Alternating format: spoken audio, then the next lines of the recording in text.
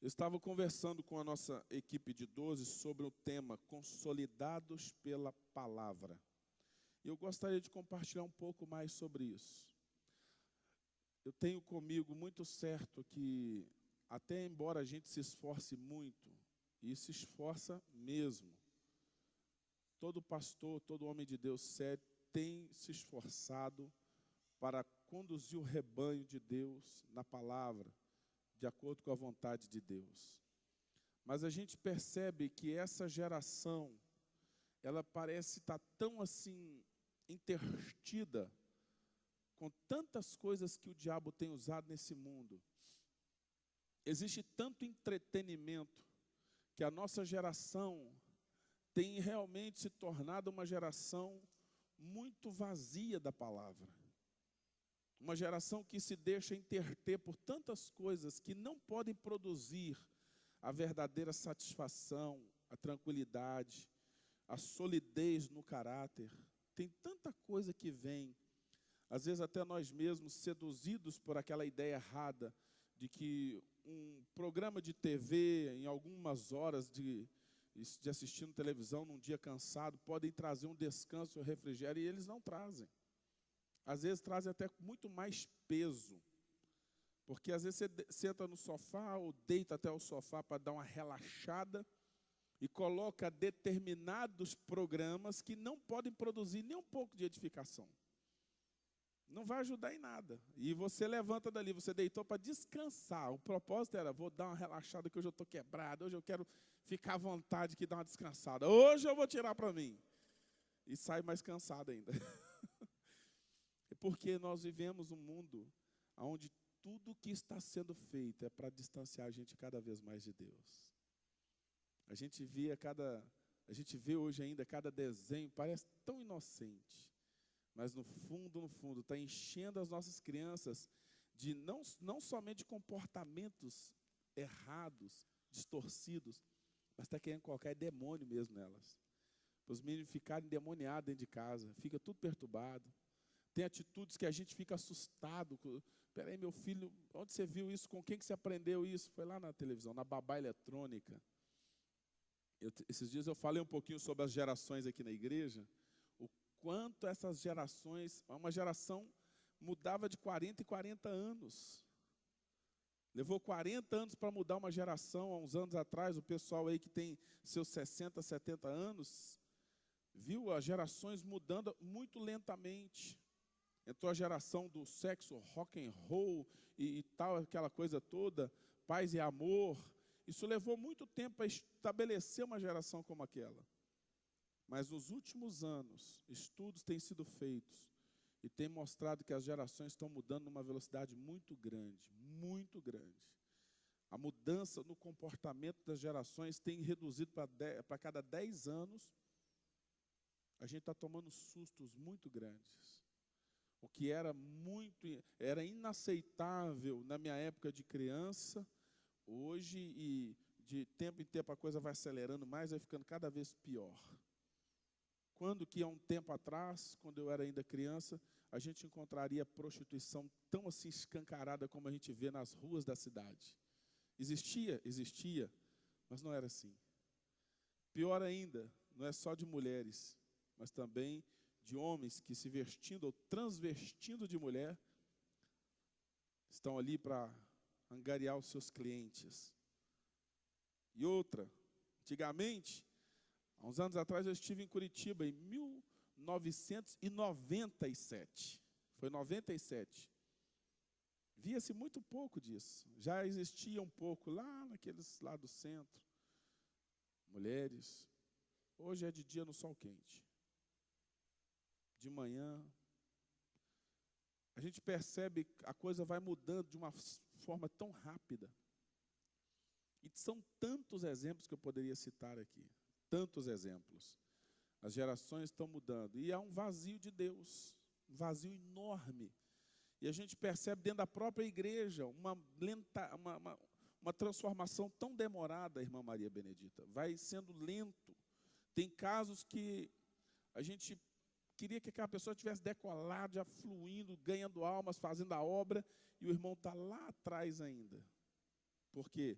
Porque a palavra de Deus, muitas das vezes, está só como um amuleto na nossa casa. A palavra fica lá, e ainda tem aqueles que ficam ainda. Vou ver o que Deus vai falar comigo hoje. Ainda tem pessoas que deixam o Salmo 91 aberto dentro de casa.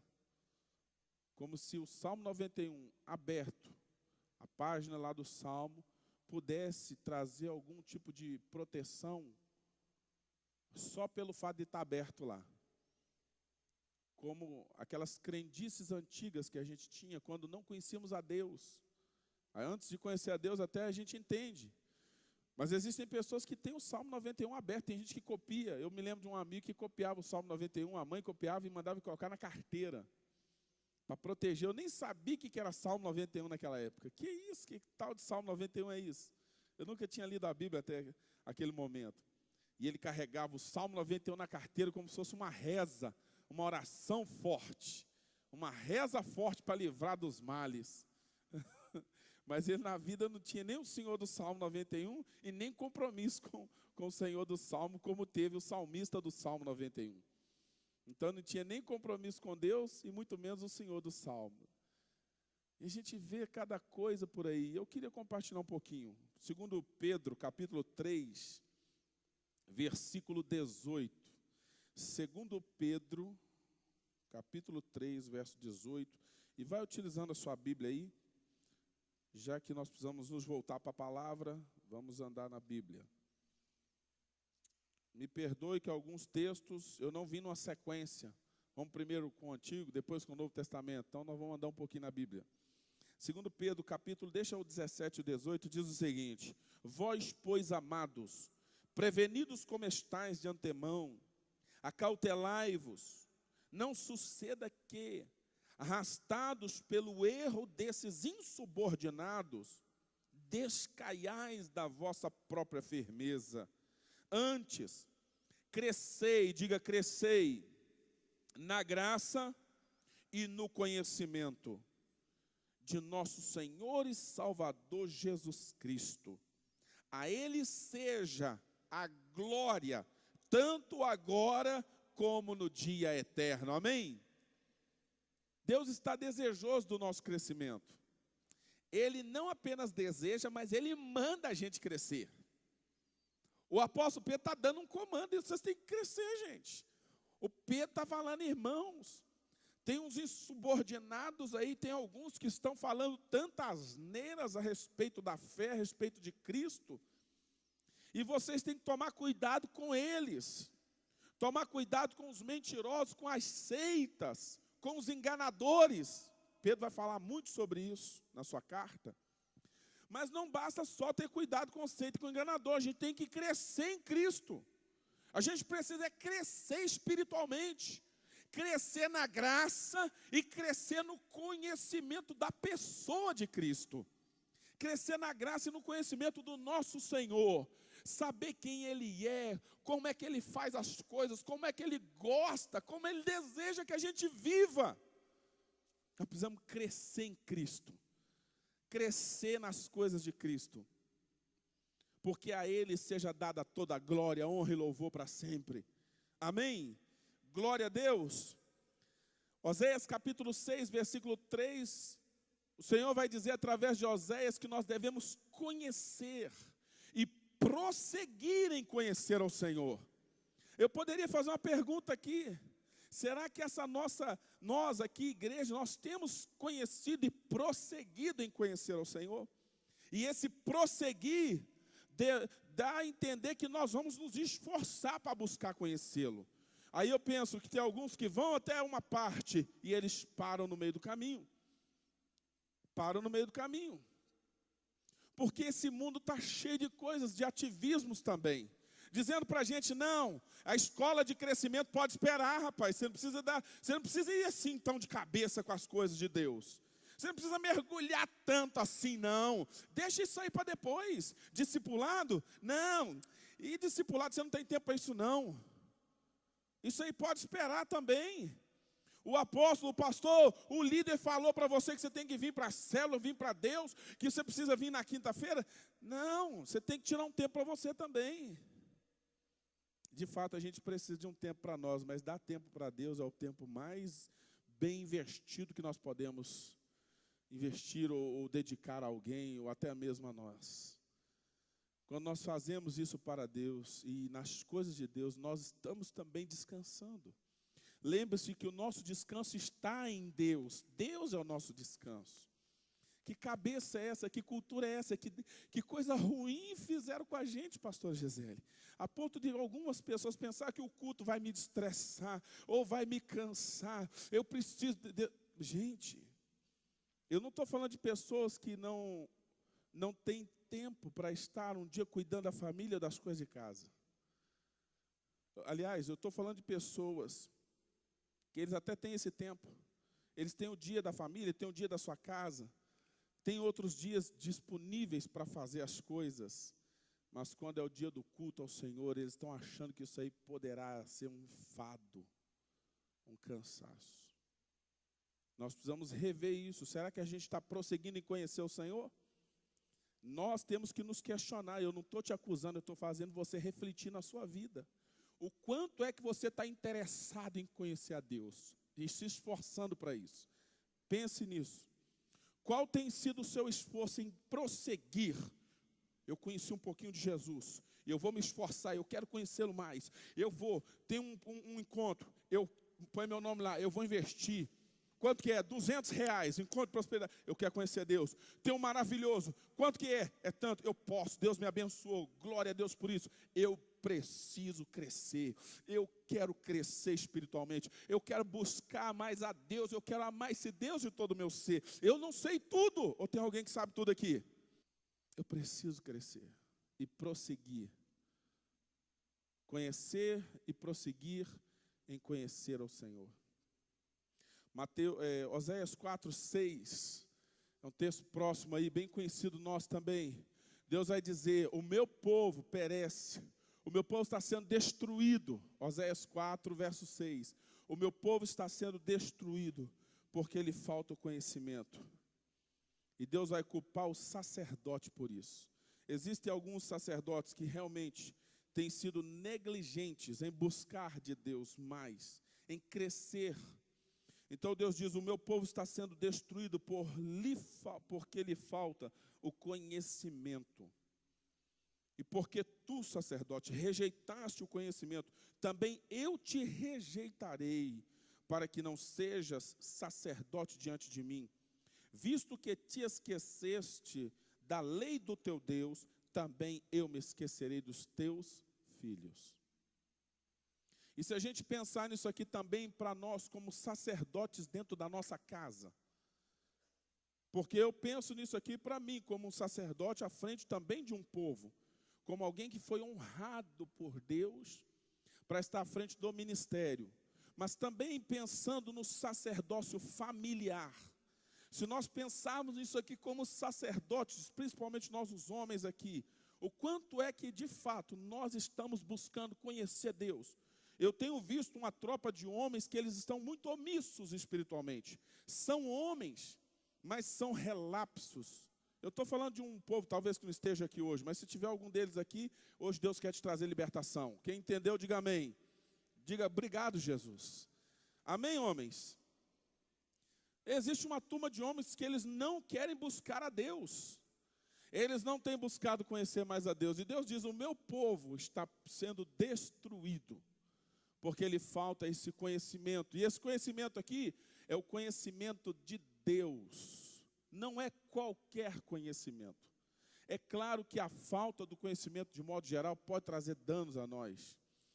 Você também precisa crescer no conhecimento das coisas às quais você é responsável nelas. E isso também te traz uma mente nobre, porque a falta de conhecimento gera destruição. Deus disse que a falta do conhecimento dele, da pessoa dele, faz com que o seu povo seja destruído. E qual é a culpa? De quem é a culpa? Do sacerdote. O sacerdote deve ser o primeiro a se esforçar. Eu vejo mais mulheres buscando discipulado e crescimento do que homens. Me desculpem. Eu vejo muitas mulheres querendo mais e vão para buscar Deus, e tem oração na igreja, elas estão lá. Tem algo espiritual, elas estão buscando. E isso por trás tem uma ação diabólica. Porque o homem como autoridade que é do lar e na família, quando é um homem cheio do Espírito Santo e cheio da palavra de Deus, aquela casa não é mais a mesma. Deus abençoa a família com muito mais, porque aquele homem, ele tem poder e autoridade. Ele não só tem conhecimento, mas ele tem autoridade dada por Deus para fazer as coisas mudarem na sua casa. Então pense nisso. Mateus capítulo 6, versículo 5, Jesus vai falar sobre uma geração que tem fome e sede de justiça. E ele vai saciar essa geração. Ele diz, bem-aventurados que têm fome e têm sede de justiça. E ter sede de Deus e da sua palavra é ter fome e sede de justiça também. Amós capítulo 8, verso 11 e 12, a Bíblia vai dizer para nós que vai haver um tempo de fome e de sequidão na terra. Eu quero abrir com vocês, Amós capítulo 8. Diz assim, eis que vem dias, diz o Senhor Deus, em que enviarei fome sobre a terra.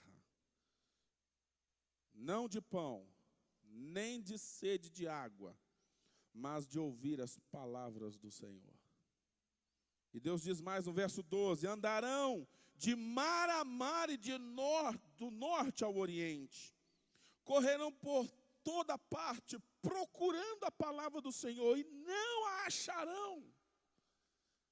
Não a acharão. Fome de Deus. Fome da palavra. Deus diz, vai vir um tempo em que a palavra vai ser buscada, mas vai ser tarde demais. Vai ser tarde. Se tirarem a Bíblia da gente, o que será do nosso país? Se tirarem a Bíblia do povo de Deus, eu não sei muito da Bíblia ainda. Eu preciso também, essa palavra é uma espada de dois cortes. Essa mensagem é uma espada de dois gumes. Ela corta você e está me cortando aqui também. Eu preciso buscar mais. Porque, irmãos, é fato que os judeus são zelosos pelas coisas de Deus mesmo. A gente vai a Israel, a gente vê isso lá. Uma criança em Israel com 12, 13 anos, ele tem que recitar o Deuteronômio, o Êxodo, o Levítico, o Números e o Gênesis, a história toda. Um filho de sacerdote conhece a Bíblia, mas nós não conhecemos e não temos nossos filhos também conhecedores, porque a gente só dá o que tem. A gente só pode dar o que tem, não damos o que não temos. Pais cheios de Jesus, cheios do Espírito, cheios da palavra, vai chegar um momento que você vai passar do estágio de cheio para o estágio de transbordante. Vai transbordar, não tem como. Você vai buscar, Deus vai falar assim, não, esse aqui não cabe mais nada, mas deixa eu derramar mesmo, porque eu agora quero que ele comece a tocar todo mundo que chega perto. Aí vai ter uns irmãozinhos que vão começar a falar, sabe o quê? Ai, está tão chato falar com fulano. Ele só fala de Deus. Quem já passou por essa experiência aí, gente? Sério mesmo. Eu já passei, irmãos. A pessoa fala assim, você não tem outro assunto, não? Aí você fica assim, desconcertado, né? Algumas vezes você fala, mas rapaz, tem um assunto melhor. E não tem mesmo. Você sabe o que aconteceu? Que você está transbordando, não aguenta segurar mais. Você está derramando. E quem estiver perto vai ser envolvido com essa bênção. Quando você solta a boca, você abre a boca, em vez de sair um assunto de uma novela que você não vê, vai sair o quê? Aquilo que você está vendo, que está lendo, está buscando, sai um versículo. Você conta uma história, a história é sobre o quê? Alguma coisa relacionada à Bíblia, relacionada a algum fato de Deus, algo que Deus fez. Conversa um assunto com a pessoa, você está falando de um milagre, de uma vitória, de algo que Deus operou, uma experiência com Deus na oração, e a pessoa fala assim, mas esse cara é esquisito. Ele só sabe falar dessas coisas. Agora, se tiver um outro crente espiritual na roda, um outro também que busca a Deus, um irmão em Cristo, um nascido de novo, ele vai ficar assim, pode falar mais que eu estou gostando, e vai só bebendo. Vocês estão aqui mesmo? Está todo mundo aqui mesmo? Glória a Deus. Vamos aplaudir a Jesus por isso, para você não dormir e eu ficar acreditando que está todo mundo acordado.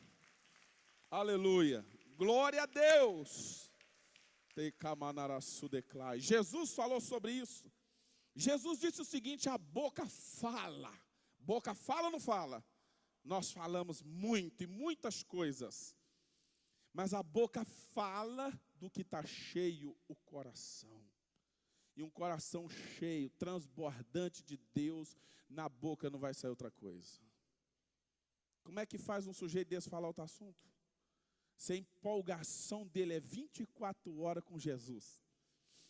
A empolgação dele é o que Deus faz, é o que Deus fala, é o que Deus opera, é o que Deus realiza. Ele está vivendo o sobrenatural. Não dá para mudar. Ele vai fazer um esforço grande para contar um assunto diferente. Consegue? Consegue, mas vai fazer esforço. Assim como alguns têm que fazer um esforço doido. Tem que fazer um esforço terrível para ver se vem alguma coisa da Bíblia na cabeça. Quando está no meio de um irmão desse, perto de uma pessoa dessa, ele fica assim, vem versículo que ele leu tem um ano. Ele pensa assim, não, mas eu estou tão descontextualizado. E se sente o peixe fora d'água. Mas por quê? Está faltando mais de Deus. Quem entendeu, diga amém. Que Deus tenha misericórdia de nós, essa palavra de Amós. Vem dias, diz o Senhor. Vem dias. Esse tempo pode vir sobre nós também. Esse tempo já aconteceu antes. Isso aqui já aconteceu.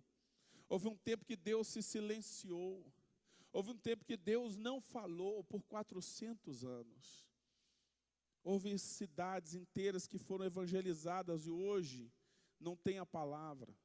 Lugares que houve avivamento e hoje está uma escassez de Deus e da sua palavra. Isso pode acontecer com o Brasil também. Nós corremos o risco. Não é porque a gente é um país grande, não é porque o Brasil já tem muita igreja evangélica. Nós corremos o risco. Que Deus tenha misericórdia de nós. Quem entendeu? 1 Coríntios, capítulo 1, Colossenses 1, verso 9 e 10. Veja comigo o desejo de Deus para nós. Colossenses, fica bem lá na frente do Novo Testamento. 1, 9 e 10.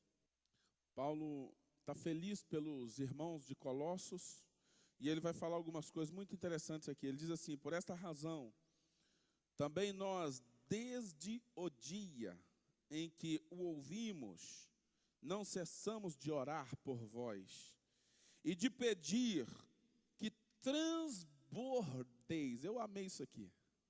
Ele não está medindo, Deus quer que a gente transborde. Ele diz assim, ó, eu estou pedindo para Deus transbordar mesmo, para vocês transbordarem do pleno conhecimento da vontade de Deus. Primeira coisa. Paulo falou assim, eu estou pedindo para Deus vocês transbordar. Irmão, só tem um jeito da gente conhecer a vontade de Deus, é através da palavra. É através da palavra e do relacionamento com Ele. E esse transbordar, eu até tenho buscado a vontade de Deus. Agora, o que Paulo pediu aqui vai muito além daquilo que talvez até você já orou e que eu já orei. Você imagina o que ele está pedindo para os irmãos? Eu estou pedindo para Deus para vocês transbordarem. Vocês vão derramar por todo do conhecimento da vontade de Deus. Você já pensou se acontecer um transbordamento de revelação dentro de você, do que Deus quer que você faça? Eu duvido que a gente vai ficar aqueles crentes que só vêm para o culto assistir culto dia de domingo. Nós vamos buscar mais a Deus, nós vamos orar mais, nós vamos ler a Bíblia, nós vamos ganhar almas para Jesus. Nós vamos ser uma bênção. Nós vamos entender que a nossa casa não tem conversa para o diabo, a nossa família toda servirá ao Senhor, ponto final. Nós vamos entender a vontade de Deus para nós, a nossa mente não vai ser uma mente empobrecida, uma mente medíocre.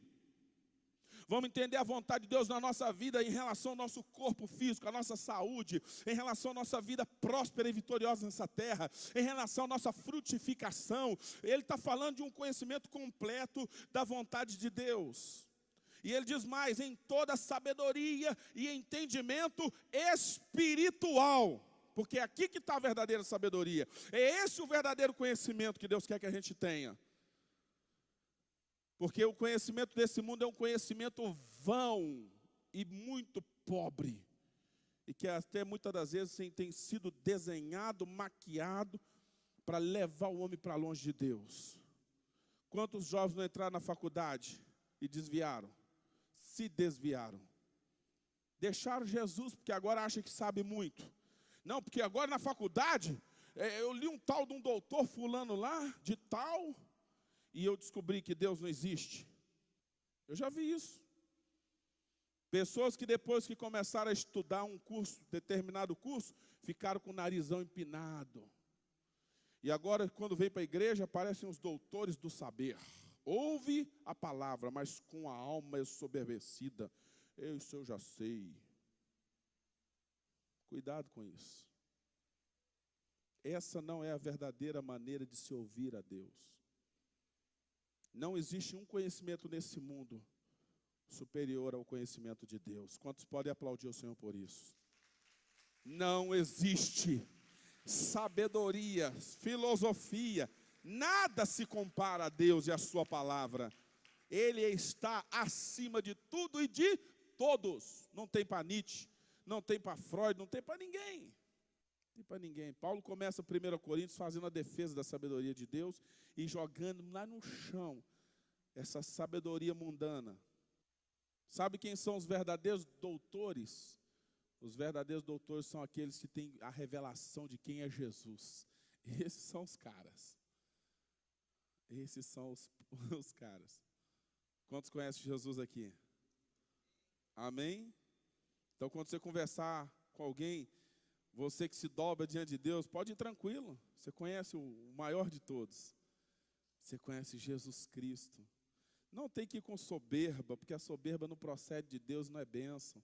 Mas você também não tem que se sentir aquele coitadinho, o pior de todos. Não, nós somos o povo de Deus. O povo de Deus. Eu acho impressionante quando Paulo vai dizer aqui que é essa sabedoria espiritual. A sabedoria espiritual, ela não ensoberbece, viu? Pelo contrário, quanto mais a gente sabe, menos a gente acha que sabe. Um homem que recebe sabedoria do alto, ele é humilde. Um homem que tem a revelação de Deus dentro dele, o conhecimento de Jesus, ele começa a imitar Jesus. Ele é uma pessoa humilde. Ele pode ser um grande sabedor das coisas de Deus, mas ele consegue sentar perto da gente, você se sente até grande perto da pessoa, porque ela vai te ouvir com toda a atenção. Ela não é soberba. E quando você vê uma pessoa soberba, esse rapaz ou essa moça, essa pessoa não sabe mesmo. Eu vou ler algo sobre isso já já. Verso 10 diz, a fim de saberdes de modo digno do Senhor, a fim de viverdes. Todo o propósito é esse. É mexer no nosso padrão de vida, nosso comportamento. Esse crescimento espiritual, essa busca por Deus, esse conhecimento maior de Deus vai transformar a gente. Vai me fazer mais parecido com Jesus, porque a palavra transforma. Jesus disse para os discípulos, vocês estão limpos pela palavra. A palavra foi limpando, foi tirando a sujeira, foi transformando aqueles discípulos. Essa palavra tem poder, essa palavra tem poder. A fim de viverdes de modo digno do Senhor, para o seu inteiro agrado. Amém? E tem mais, frutificando em toda boa obra, crescendo no pleno conhecimento de Deus. Esse é o propósito. E aí ele continua, vamos terminar aqui. Sendo fortalecidos em todo o poder, segundo a força da sua glória, em toda perseverança e longanimidade, com alegria, dando graças ao Pai, que vos fez idôneos à parte que vos cabe da herança dos santos na luz. Então a glória toda é dele, porque é ele que fez. Então a gente dá graças a ele. Agora eu quero que você fique bem firmado desses dois aqui do verso 9 e 10. O Paulo, quando fica sabendo, quando ele vê os irmãos ali crescendo, os irmãos de Colosso, ele faz algumas orações com um propósito definido para esses irmãos. Ele vai citar muitas orações que ele faz pelos colossos. E uma delas ele estava orando para que eles realmente transbordassem do conhecimento da vontade de Deus. Nós precisamos conhecer a vontade de Deus para nós. Você já sabe o que é que Deus quer que você faça na igreja? Deus nunca quis que a gente fosse apenas membro de igreja. Nunca foi essa a vontade dele. Apenas aquele membro que até contribui com a igreja financeiramente, vem e participa de um culto, ou dois que seja, vai uma vez na célula ou na semana, participa lá. Não, Deus não quer nunca só isso. Ele realmente quer que a gente seja muito envolvido com as coisas dele, que a gente frutifique, seja uma bênção nessa terra. Amém, gente? Glória a Deus. Esse crescimento que Deus quer da gente, ele é quantitativo, ele é qualitativo. Deus quer que a gente cresça em números. Deus quer que a gente multiplique, sim, a vontade dele. A Bíblia diz que esse crescimento também vem dele. 1 Coríntios, Paulo vai pregar e vai dizer, esse crescimento vem de Deus. Deus dá crescimento à sua obra. Em Gênesis, lá no começo, quando Deus faz o homem, no versículo 28, ele vai dizer, cresçam, se multipliquem, olha, encham a terra. E espiritualmente falando, Deus quer que o povo dele se multiplique também. Por que que Jesus mandou ir fazer discípulos? Para multiplicar, para crescer. E é cada um fazendo, não é só o pastor, não é só para líder, não é só para apóstolo esse mandamento, é para todos os crentes, é para todo mundo que crê em Jesus. Ele quer que você cresça em todas as áreas. Ele diz, quem crê em mim vai expulsar demônio. Não é só pastor, não está dizendo lá em Marcos 16, que expulsar demônio é ministério de apóstolos, ou de pastores apenas. Está dizendo, o que crê em mim, em meu nome, vão expulsar demônio, vão falar em novas línguas. Isso aqui é crescimento espiritual. Vão pegar em serpentes, se beber alguma coisa mortífera não vai causar dano, e se pôr a mão nos enfermos vão ficar curados. Isso é para nós. Mas a gente tem na nossa mente ainda que isso é ministério de alguns homens. No fundo, na nossa cabeça, a gente tem aquela ideia, o ungidão é o fulano, é a ciclana, isso aqui não é um ministério para mim, eu não tenho esse dom, eu não tenho esse ministério.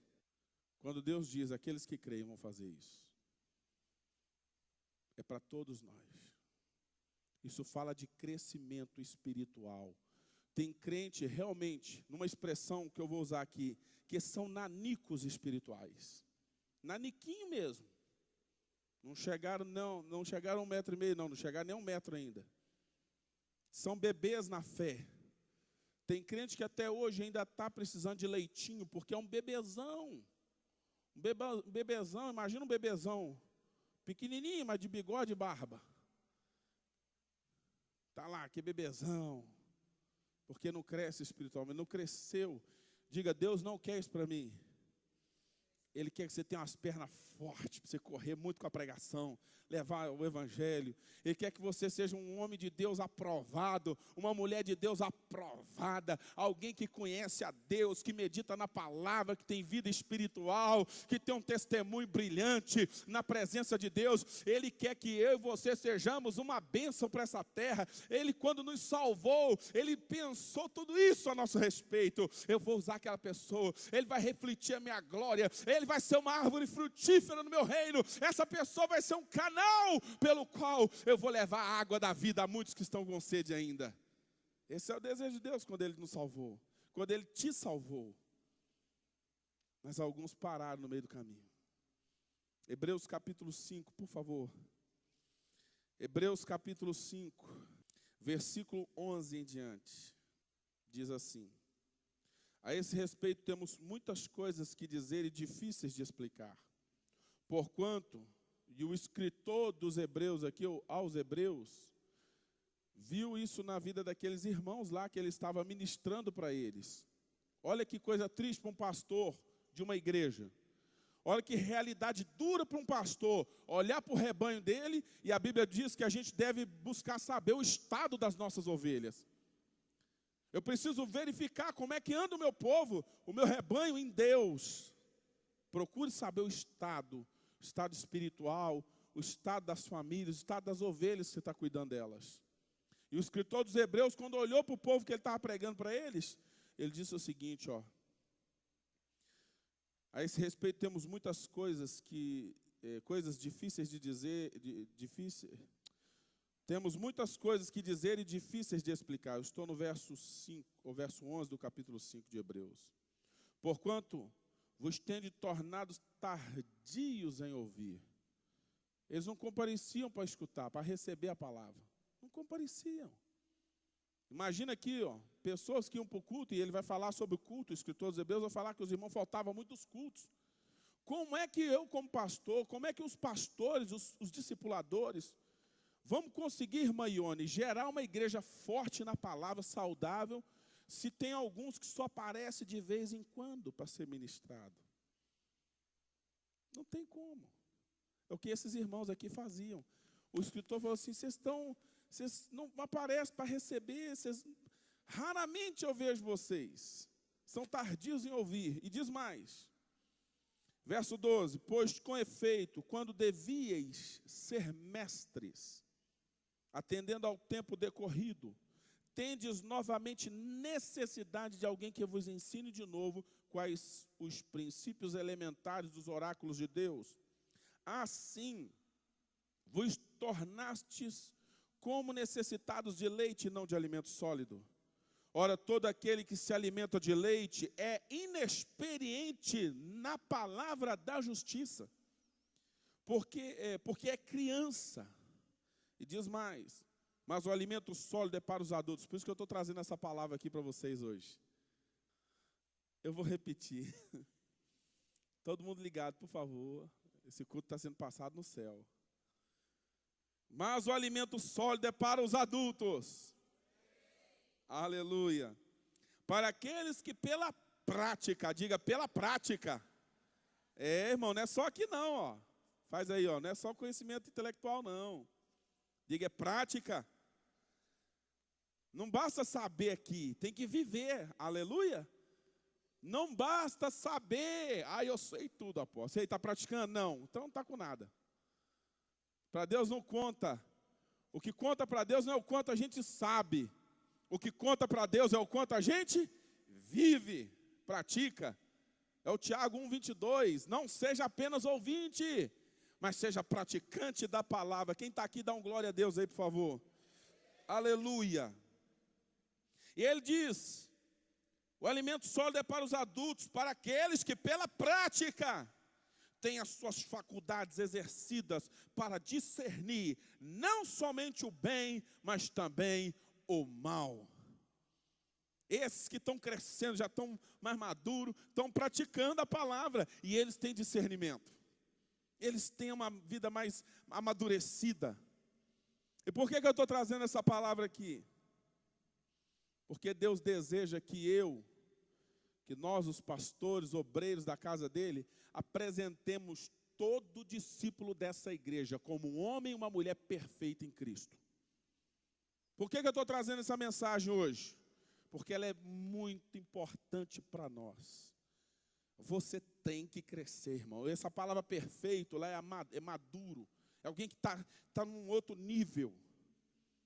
Colossenses vai falar sobre isso, capítulo 1, verso 28. Colossenses 1, 28. Poderia ler muitos outros versículos aqui, gente, que eu quando estou estudando isso aqui, é muito difícil para mim ler uns versículos só.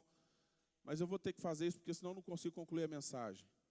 Diz assim o Paulo, falando para os irmãos de Colossos de novo, ele diz assim, o qual nós anunciamos, falando a respeito de Cristo, advertindo a todo homem, então é para todo mundo isso aqui. E eu repito as palavras de Paulo, advertindo a todos vocês, a Igreja Aliança que está me ouvindo aqui nessa manhã, e ensinando a todo homem em toda a sabedoria. Então eu estou fazendo isso como Paulo fez, ensinando, buscando a sabedoria de Deus, a fim de que apresentemos cada discípulo aqui, cada homem e mulher aqui, apresentemos eles perfeitos em Cristo. Quantos podem aplaudir ao Senhor por isso? Aleluia. Esse é o propósito. Que quando Jesus voltar, essa igreja seja uma igreja mais madura. Não uma igreja menininha, pequitinha, um crente nanico, um crente anãozinho, não. Uma igreja madura. Uma igreja que está frutificando. Igreja madura não é igreja que sabe muito de Bíblia e um bando de crente que não faz nada para Jesus, não. Isso não quer dizer maturidade. Esse conhecimento aí, o Paulo vai falar sobre ele. É um conhecimento soberbo. Ele é soberbo. ele não produz vida, ele não produz glória para Deus, ele não produz maturidade, ele não produz frutificação. Esse conhecimento aí, ele é só conhecimento aqui, ó. Não tem prática. Por que a gente quer crescer? Por que a gente precisa crescer? Porque você precisa ser uma bênção para aquele irmãozinho que vai chegar daqui uns dias. E quem vai dar o leitinho para ele? Quem que vai ajudar aquele irmão a crescer? Você, crente. Você que vai ajudá-lo. Os mais velhos cuidam dos mais novos. Os mais novos. Os mais velhos vão ajudar os mais novos na fé. Agora, se tu é o mais velho, como diz o Hebreus lá, que não é discipulado, não é cuidado, não se deixa cuidar, não cresce, não cresceu, aliás, é que é crente meninão ainda, só fala bobeira, qualquer coisinha tá, eu não gostei, não vou para o discipulado mais, eu não gostei do jeito que o apóstolo falou domingo lá na igreja, que eu sou menino, que eu estou que nem um bebezão barbudo ainda. Ele falou, foi para mim? Não foi para você. Eu falei para todos nós. Para todos nós. Se a gente não crescer espiritualmente, a gente vai ser igual esse meninão.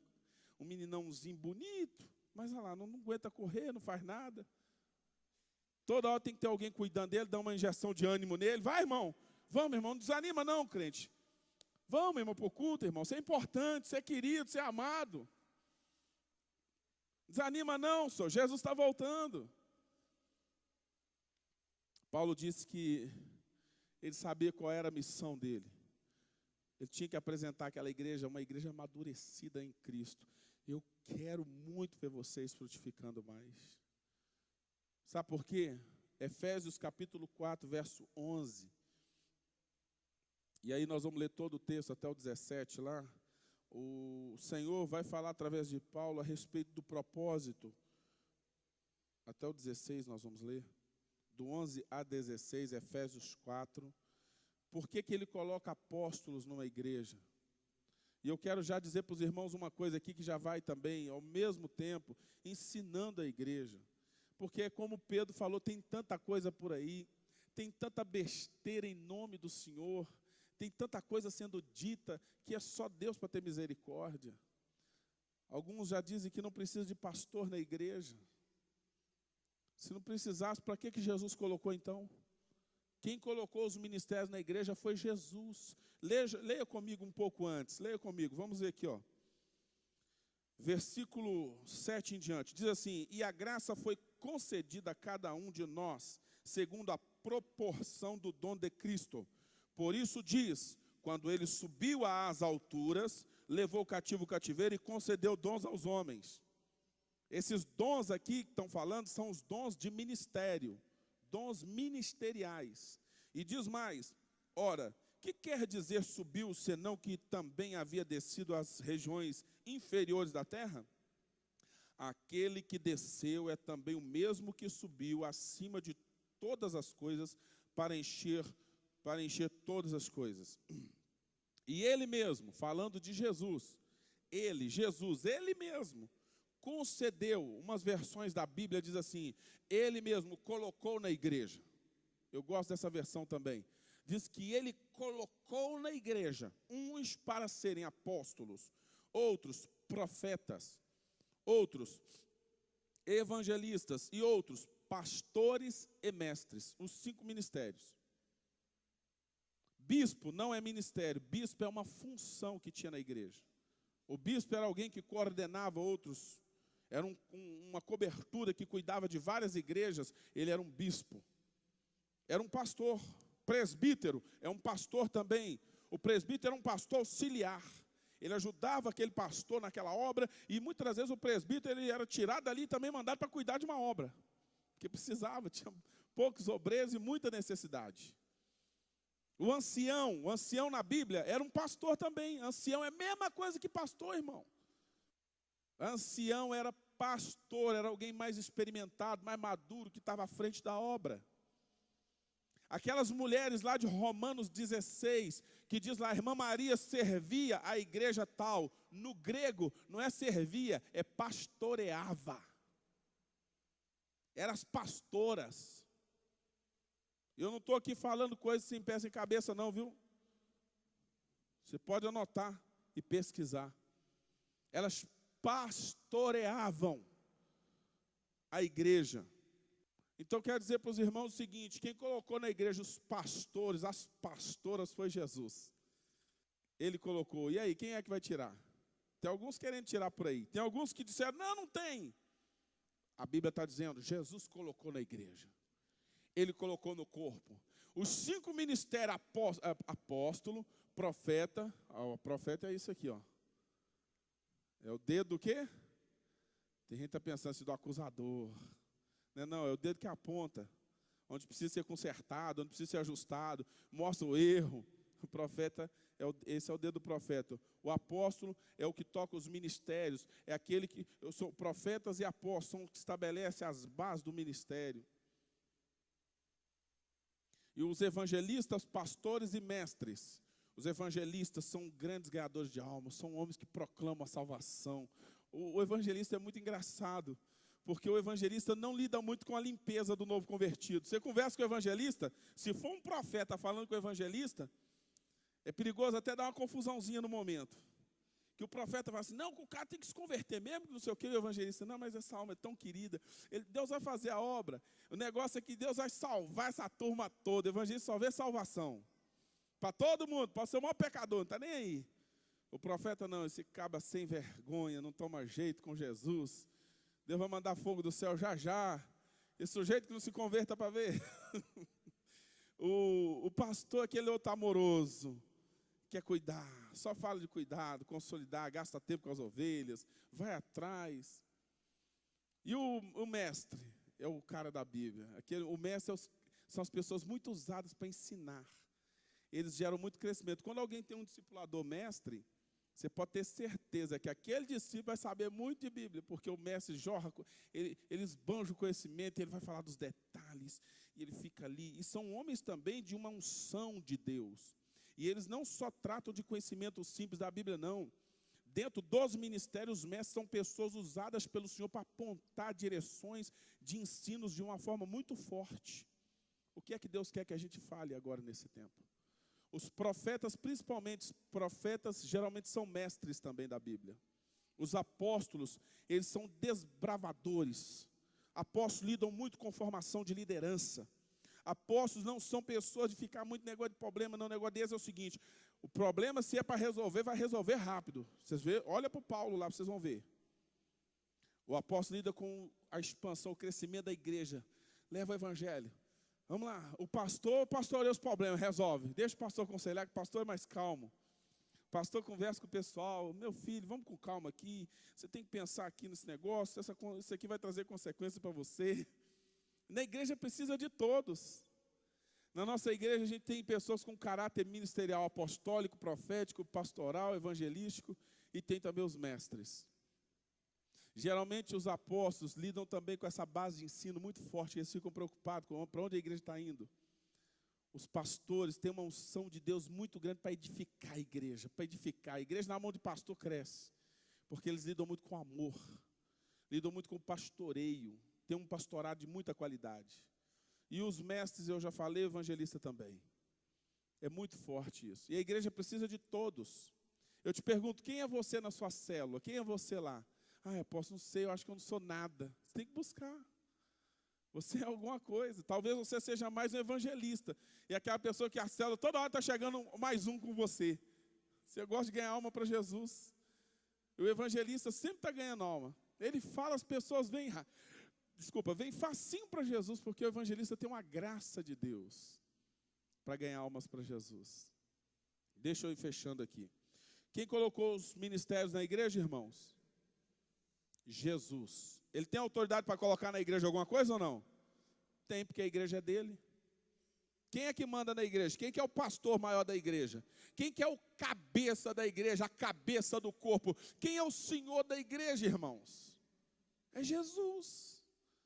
Ele coloca, descoloca, né, bagunçando aqui nas palavras. Ele coloca e ele tira se ele quiser também. Mas ele não tirou, ele colocou os ministérios, os 5, não foi só pastor também. Ele colocou os 5 ministérios na igreja. E qual era o propósito? Está aqui, ó. E é por isso que a gente está aqui. Verso 12. olha lá, com vistas, ou com essa visão, com esse propósito, visando isto, ele coloca os ministérios na igreja, tendo em vista o quê? O aperfeiçoamento dos santos. Diga, Deus quer que eu seja aperfeiçoado. Deus colocou os ministérios na igreja para você ser aperfeiçoado. E aí? Você está deixando de crescer? Está sendo aperfeiçoado? Ele colocou os ministérios na igreja para você ser aperfeiçoado, amadurecido. Para você, em outras palavras, crescer de novo. Crescer, amadurecer espiritualmente. Mas o quê? Qual era o outro propósito? Para o desempenho do seu serviço. Por que você tem que crescer? Diga, porque eu tenho algo a fazer. É para você se desempenhar melhor no seu serviço. Todos nós somos chamados ao trabalho. E o Senhor quer que a gente se desempenhe bem no nosso trabalho. Que a gente se saia bem no nosso ministério, dentro do corpo. Cada um aqui vai fazer algo na obra de Deus. Todo mundo aqui tem um chamado no reino de Deus. A igreja tem lugar para todo mundo.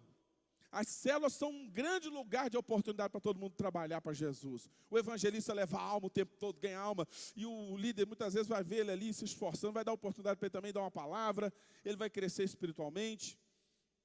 O mestre vai discipular pessoas. E no discipulado então não tem limites. Eu posso ganhar almas. Eu não tenho que ficar preocupado com o altar. Cada um no seu devido lugar.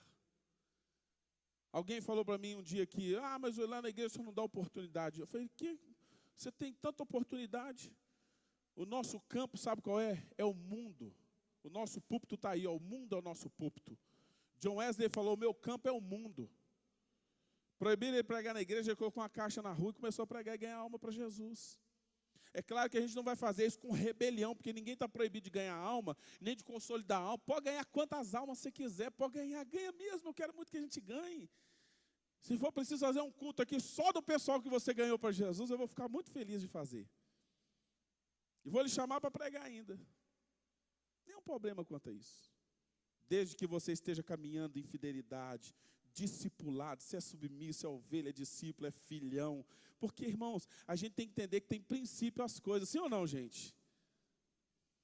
Quem está aqui ainda, diga amém. Diz mais, o desempenho do seu serviço para edificação do corpo. O corpo cresce quando todo mundo está trabalhando, quando todos entenderam sua chamada, o reino avança.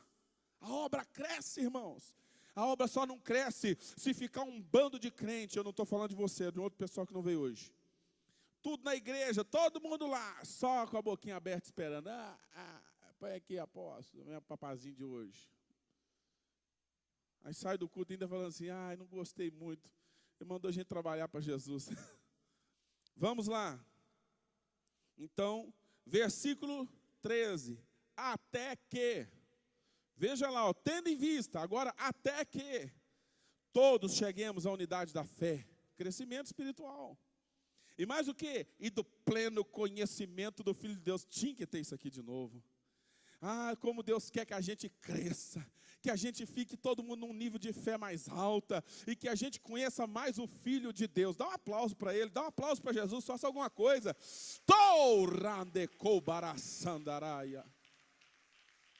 O pleno conhecimento do Filho de Deus. Tem muito do Filho de Deus para eu e você conhecermos. Tem muito. A gente não sabe nada ainda. Inocente. A gente precisa crescer muito. Inocente é para quem acha que já sabe muito. Então vamos lá. A perfeita varonilidade. Aqui é o padrão. Ó. Diga, Deus tem um padrão para mim. Pode anotar no seu estudo aí, no seu escrito aí. Sabe qual é o padrão? Cristo. E aí eu vou fazer uma pergunta. Quem aqui já alcançou o padrão? Quem aqui já está semelhante a Jesus em tudo aí? Está maravilhoso, já está perfeito, completa a obra. Não tem mais nada, você está um verdadeiro Jesus andando na terra aqui, completão. Tem alguém que está pronto já 100%? Então diga para esse irmão que está do seu lado, irmão, vem para os cultos, vem para a célula, vamos para o discipulado, vamos buscar mais a Deus. Vamos, irmão, nós temos que crescer. O padrão, o propósito final é chegarmos à semelhança do Filho de Deus. Ele é perfeito, sim ou não? Por isso que está dizendo aqui, ó. É aqui onde nós vamos chegar, aqui é o padrão que Deus quer para nós, e nós vamos alcançar, nem que seja depois do arrebatamento. Enquanto estamos aqui, Deus está trabalhando. Ao estado de homem feito à medida da estatura da plenitude de Cristo. Eu vou te pedir para a gente dar mais um aplauso, mas é aquele aplauso para Jesus. Ele é maravilhoso, Ele é lindo, Ele é tudo que a gente tem de melhor. Aleluia. Olha que gostoso aqui, Efésios ainda 4, verso 14. Para que, mostra mais uma vez os propósitos dos ministérios. Para que não mais sejamos como meninos. Aqui menino é aquele anãozinho que eu te falei agora há pouco. Aquele bebezão na fé. Como meninos agitados de um lado para outro. Ó, agora a bênção está lá na igreja tal, corre para lá. Que monte de crente vai tudo para lá. Aqui na igreja, graças a Deus, a gente não tem essa situação, mas tem igreja que quando saiu aí alguns movimentos, algumas igrejas aí, esvazia da noite para o dia. Tem gente atrás de toalhinha de Manassés, toalhinha não sei do que, e salzinho abençoado, e vassoura do reteté, e está aí. E você chega, esses movimentos, irmãos, é impressionante, eu estou falando muito sério, com muito carinho, com muito temor, mas com muita verdade bíblica. O povo que não conhece a palavra, o povo que não é amadurecido, pastor Gisele, a senhora que é uma mestre na palavra, o povo que não é maduro na fé, não pode ver um negócio assim. Olha, agora tem uma campanha no lugar lá que quem põe um dinheiro no pé do fulano lá recebe uma bênção e corre para lá. Eu não quero esse povo, eu não vou deixar você ser dessa turma aí não. Aqui nessa igreja não. Eu falava com os pastores, com os 12 na quarta, aliás, e falava sobre o quanto a gente tem se esmerado para trazer a palavra para vocês com muita seriedade.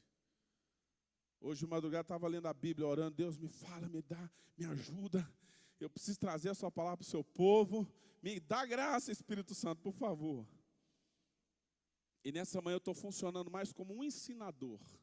Vontade de dar uns reteté doido aqui, mas estou até me segurando.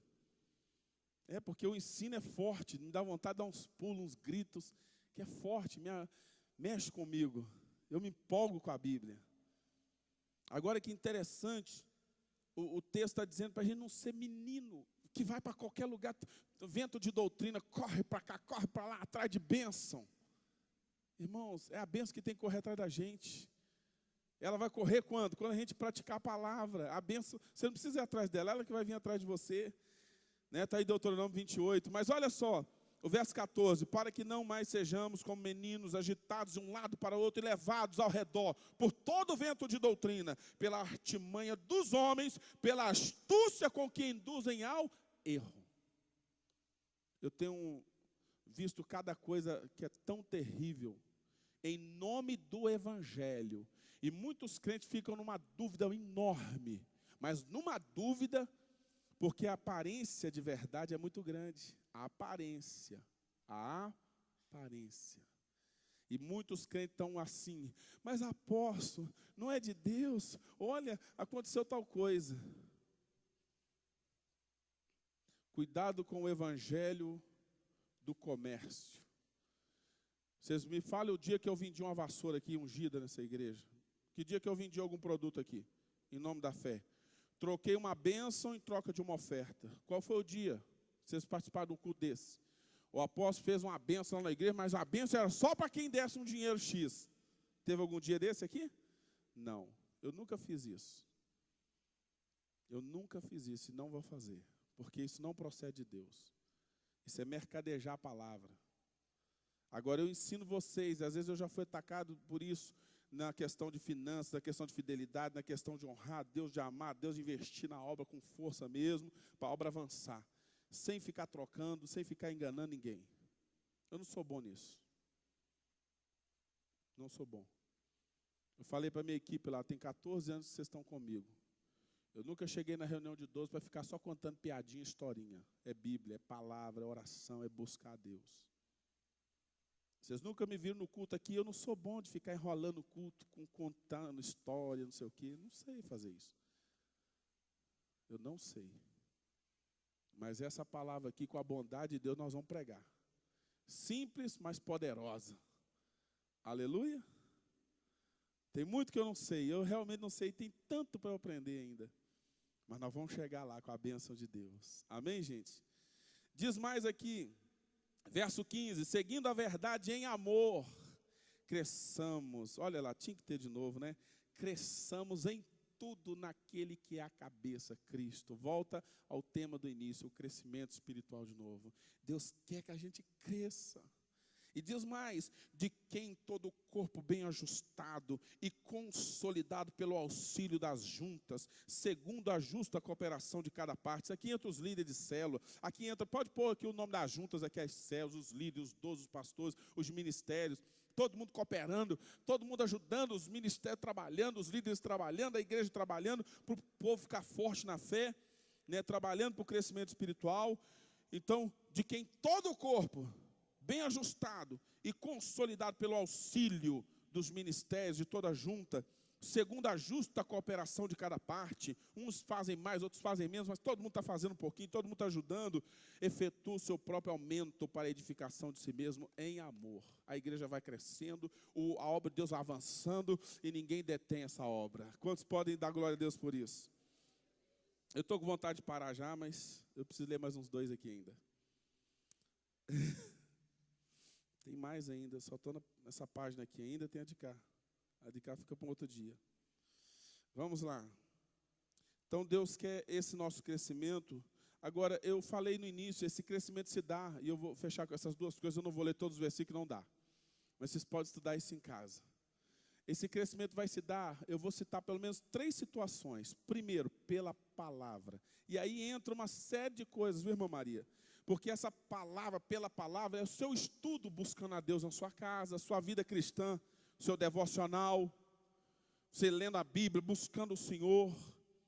Então essa busca da palavra, ela tem a busca pessoal, ela tem esse crescimento através do ensinamento aqui junto com o corpo, com a igreja, você recebendo instrução, recebendo ensinamento por parte dos seus apóstolos, dos seus pastores, dos líderes da igreja.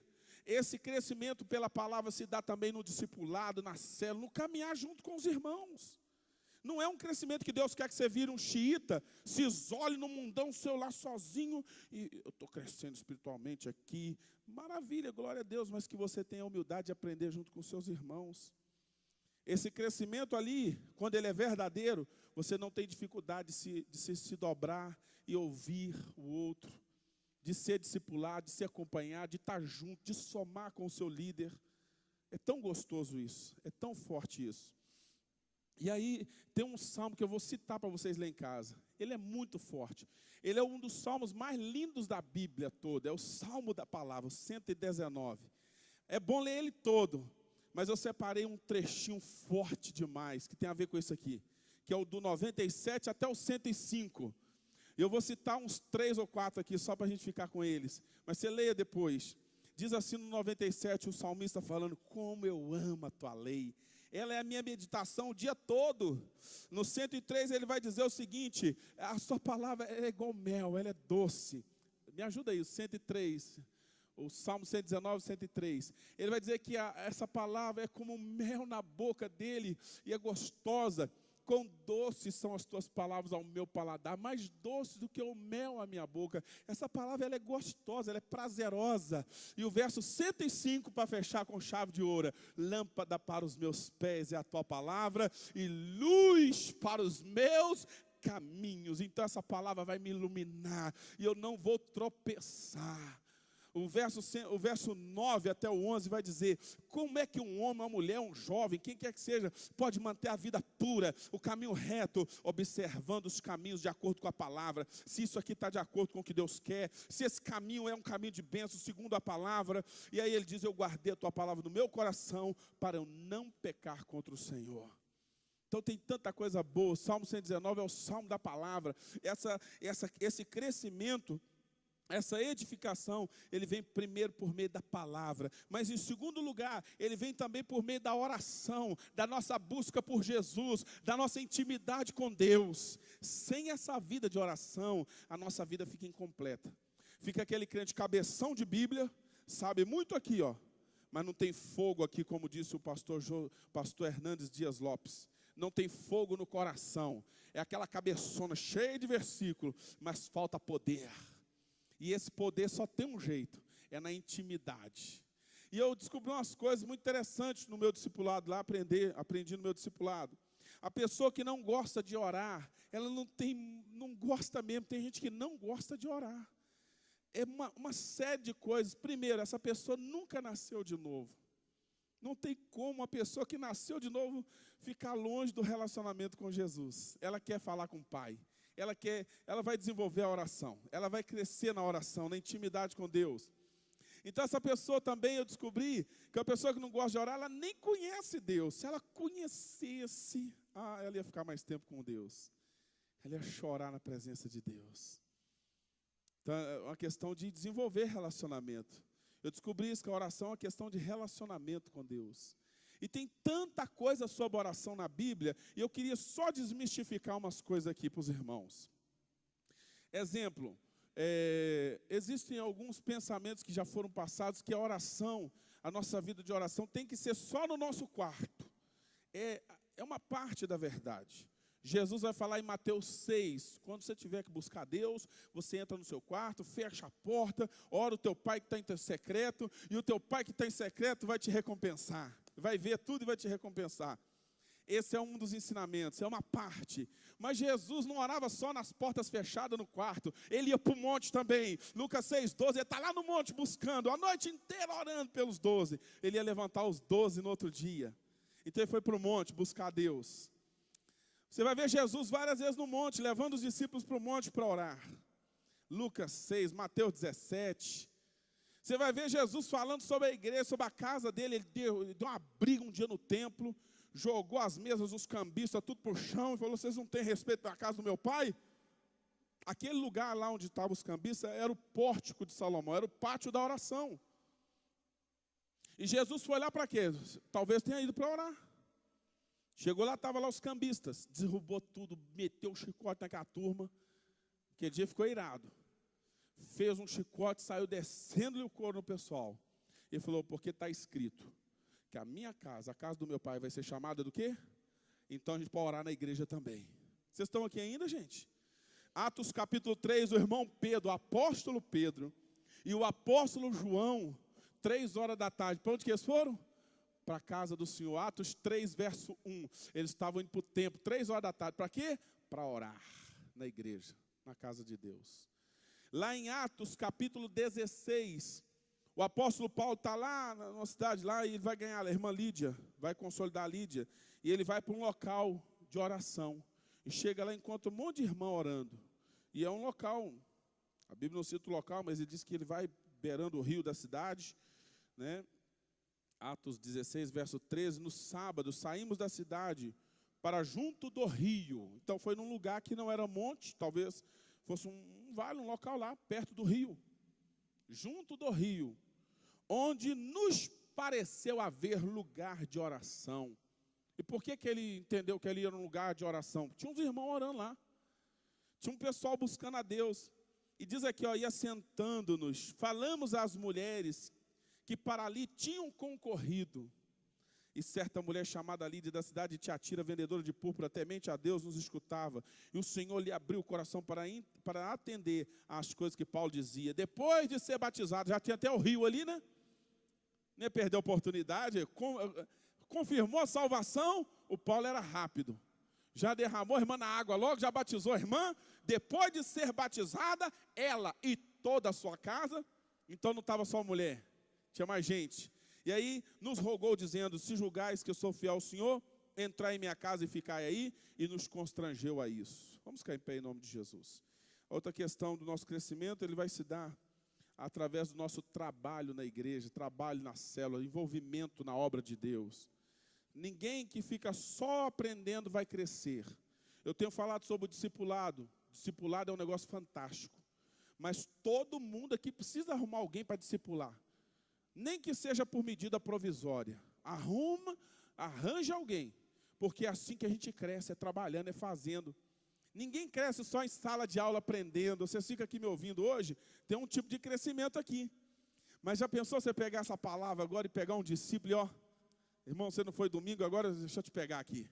E ó, manda fogo nele. E depois você manda a mão na cabeça dele, irmão, receba. Daqui a pouco ele chega, você fala: meu Deus, Deus está me usando. E você já fica até assim, ô Jesus, que coisa tremenda. Mas é assim que acontecia com a igreja primitiva. A igreja de Atos, todo mundo trabalhando para Jesus. Os apóstolos davam a palavra, ensinavam e soltavam os irmãos para fazer a obra. Uns faziam muito certinho, outros tinham umas falhazinhas, mas é assim mesmo. Mas a gente está aprendendo, a gente não faz tudo certinho. Vocês não vão fazer igual a mim. Talvez vão fazer muito melhor do que eu. Talvez não. Mas o importante é que você cresça. Você sabe por que tem alguns crentes que estão até meio desanimados, porque nunca ganhou uma alma. Não sabe a alegria que é ganhar uma alma para Jesus. Não tem nenhum filho na fé para se preocupar com ele. É aquela história, não tem um pinto para dar água. Não tem ninguém para cuidar. O tempo todo só precisando de cuidado. O tempo todo só precisando de alguém para carregá-lo. Sabe como é que a gente vai crescer? Começa a ajudar alguém com um pouquinho que você já tem. Para quem não tem nada, o que você sabe é muita coisa. Vai abençoar muito. Tem gente aqui que tem tanta experiência com Deus, mas é aquele crente que nunca derramou na vida de ninguém. Pessoas que já passaram tanta luta e estão firmes com Jesus até hoje. Passaram tantas guerras e poderia fortalecer a fé de um outro irmãozinho, dizendo para ele, irmão, eu não sei muito não, mas eu vou estar orando com você. Eu tenho tanto tempo caminhada com Jesus, vai ter dias difíceis, viu? Mas Deus é conosco, você segura na mão de Jesus e vai embora que a vitória é certa. Oh, meu Deus! Sabe quando é que a igreja cresce também em quantidade? Quando todo o corpo trabalha. Queria orar com vocês hoje, pedindo para o Espírito Santo nos ajudar a crescer mesmo. A igreja Aliança precisa crescer em todos os sentidos. Eu preciso, você precisa. Eu quero muito que Deus te use. Quero muito que você possa ser um canal de Deus para ajudar muita gente. Amém? Feche seus olhos. Queria que você fizesse uma oração diante dessa palavra nessa manhã. É verdade que alguns não falam, mas parece que eles não querem crescer, porque as atitudes falam. Atitudes falam. Atitudes falam. Eu sei que a caminhada com Jesus é uma caminhada que a gente tem que se esforçar. A gente tem que dar passos na direção dele. Tem que ir ao encontro dele. Tem que ir para as coisas dele. Às vezes a gente está cansado, mas também às vezes o inimigo está dizendo, não, você não precisa, não, você não deve ir, você... Eu quero te dizer, irmão, Jesus está te chamando para crescer, para ser uma bênção na igreja e para tanta gente. Espírito Santo, nessa manhã, em nome de Jesus, eu quero te agradecer por essa palavra.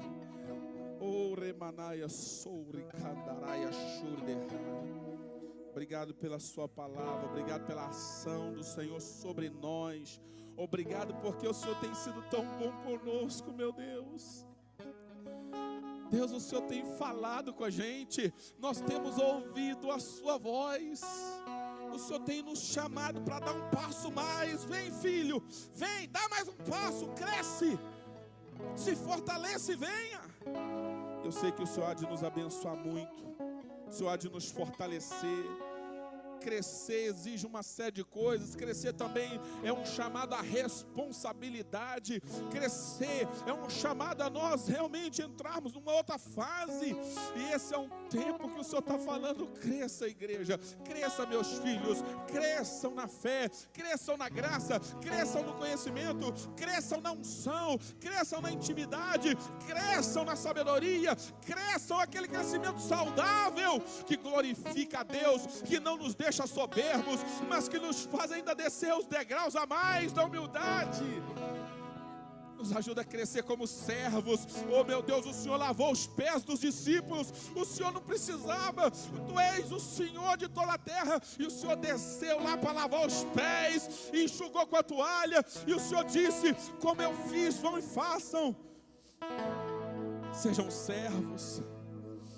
Crescer no trabalho, crescer no serviço, crescer no servir um ao outro, no lavar o pé, porque lavar o pé era a coisa mais humilhante, era o trabalho mais terrível, era para o servo menor. Mas Jesus disse, se eu como mestre fiz isso, vocês precisam ir fazer o mesmo. Deveis lavar os pés uns dos outros também.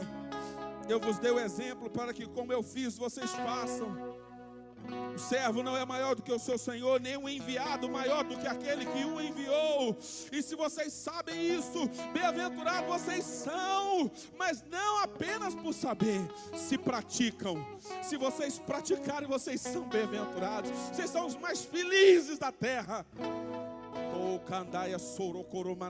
Pai, tira o medo de alguns aqui de crescer, tira a insegurança, tira essa mensagem que o diabo colocou, que nós não podemos ser usados.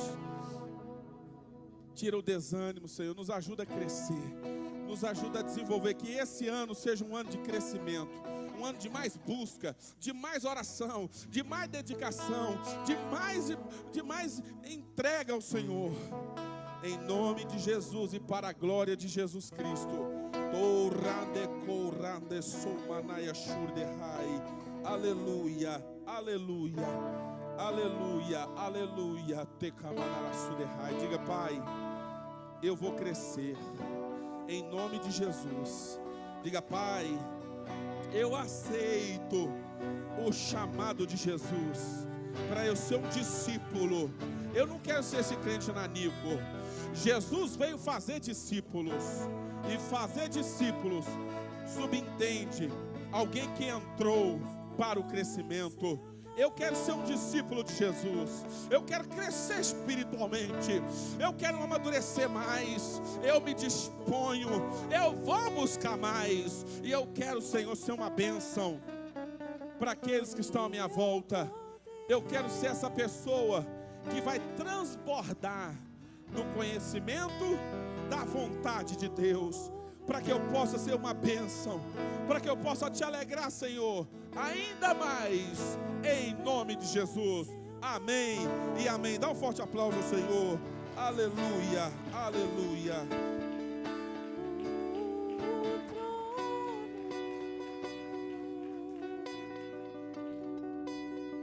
E ao Cordeiro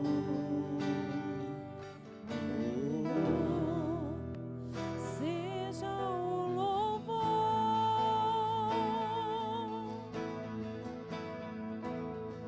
seja a honra,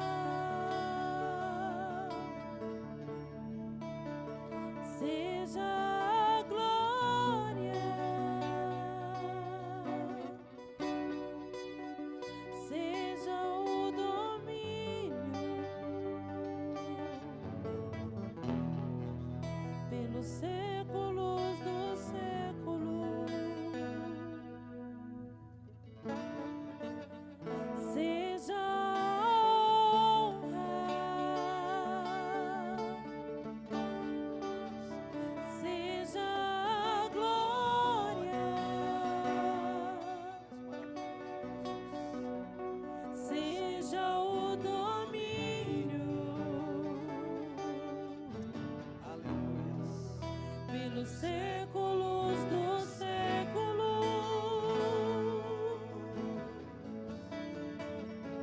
Poderoso Deus, Levante suas mãos aos céus. poderoso Deus,